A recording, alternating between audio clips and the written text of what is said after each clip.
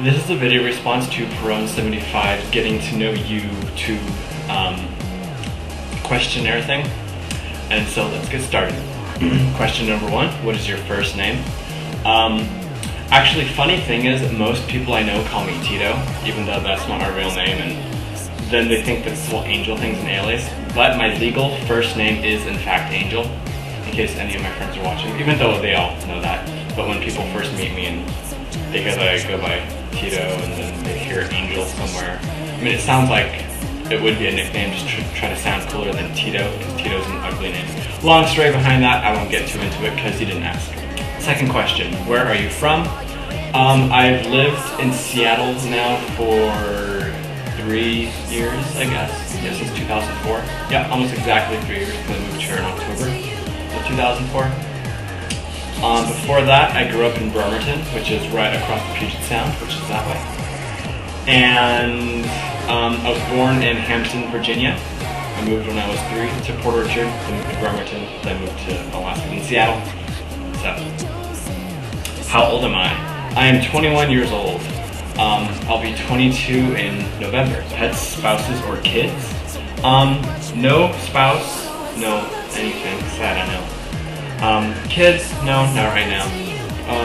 I think I would like kids eventually, just not within the next 10 years probably.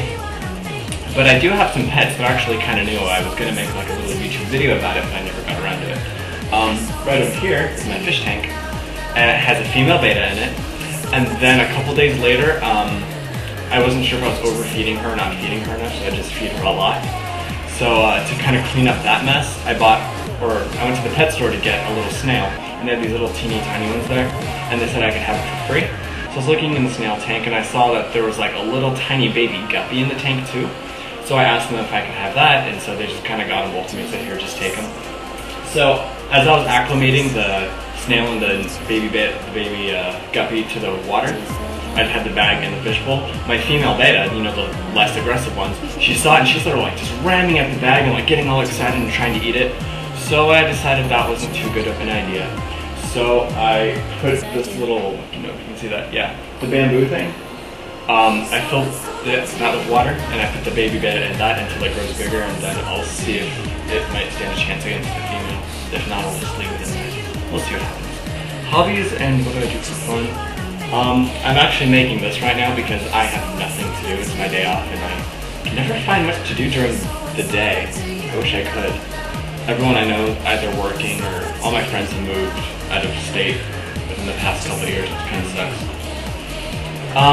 I work, and at night some friends of mine and I get together and we'll just go out to bars and drink, and then I'll come back home and crash. Alright, now to the real questions. What would you do with $10 million? I don't even know. I would definitely buy... This kind of goes in with, I'll just kind of go with, if I were ever like a celebrity or something and I was making a lot of money, I'd always think like I'd have a nice place in LA and in New York, but I would still love to have just like a really nice place here in Seattle because I like Seattle most of the time, especially in the summer when the weather's nice, excluding the summer of course. And yeah, but I'd buy a really nice house, or maybe a condo. I think I'd like a condo a little better for now. You know, a car, that kind of stuff. I would definitely, like, I know the whole, you know, charity thing is like the BS answer, but I would definitely contribute a lot of it to aid in Darfur, because I'm kind of all for that, and I haven't really donated anything to them, but I try to spread awareness all I can. Magazine subscriptions? None. Favorite TV show? Okay, to you, Perone75, the What the Buck Show, this is actually how I kind of got turned on to you, was I was looking for stuff on America's Next Top Model on YouTube, and I found your commentary on it, which I found hilarious. So I started watching that a lot. And yeah, right now America's Next Top Model is probably my favorite TV show. I just get so into it. But I can't say if I like that more now than I did with Buffy back when I was in high school.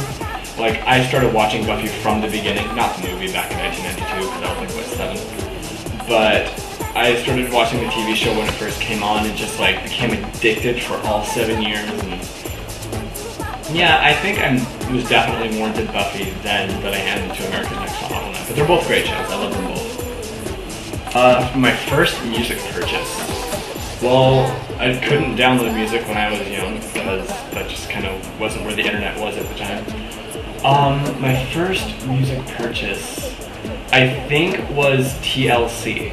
I think I bought their Crazy Sexy Cool album. That was my first. And then my second was the Spice Girls. Yeah, I love the Spice Girls. I'm very excited to see them get back together, and hopefully I can attend one of their concerts. That would be amazing. Because my parents wouldn't let me go when I was younger, and I was actually in Pennsylvania when they were in Pittsburgh, back on one of their tours, or their only tour. I don't know if they've done many, or done more than one. And then, they wouldn't let me go when we were in Pennsylvania. Then we flew back to Seattle, or to Bremerton, and they were performing in Tacoma. And my parents wouldn't let me go to that either, so I missed like 2 of their shows when they were in an area that I was, because my parents are dumbasses. It's just kind of like they wouldn't let me go to Nelly Furtado's concert before she got famous. It was like her, right about when I'm Like a Bird came on the radio, so she wasn't that famous. And the concert was like $14, and it was in a small venue, but they wouldn't let me go because it was in the bad part of Seattle. I'll never forgive them for that. And I wasn't originally going to do this one, but what am I most proud of?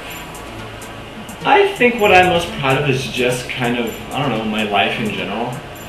I don't live the most glamorous life or anything, but considering kind of where I came from, I didn't have the most supportive parents and blah blah blah. They were horrible and got out of there when I was 17. When I first moved to Seattle, I got really into drugs and the rave scene. And I kind of met so many people there that had experienced like kind of what I had in life, like back in my past. Like they all came from, non-supportive families. They all came from not a lot of money. They all came from just like, white trash, I guess. And so I felt like I fit in there pretty well. And over time, after about a year or so, I kind of grew out of the rave scene. And now that I look back on it, I'm so glad that I did, because I just kind of think those people are garbage. And they smell bad and they do drugs, and I don't do drugs anymore. I haven't for about 2 years. And and now like everyone I know who kind of has what I have or a little bit better, they all come from like really supportive families who do everything for them, or they come from a lot of money, so their parents got them their apartment or their parents got them their car, and I don't know, like I never had that. I kind of worked for what I have.